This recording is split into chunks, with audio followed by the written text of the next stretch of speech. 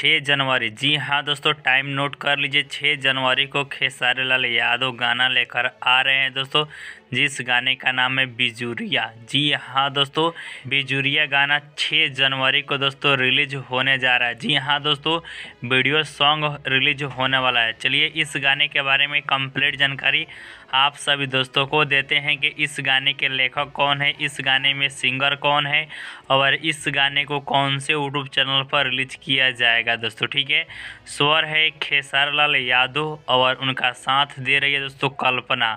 आप जानते ही हैं कल्पना कौन है। गीत है अर्जुन आदित्य और छोटू यादव जी का, संगीत है विक्की बॉक्स जी का और जो एक्ट्रेस इनका साथ दे रही है उनका नाम है दोस्तों सपना चौहान। जी हाँ दोस्तों, सपना चौहान जी है। और इस गाने को दोस्तों 6 जनवरी को दोस्तों SRK म्यूजिक पर रिलीज किया जाएगा। कितने तारीख को? 6 जनवरी को दोस्तों।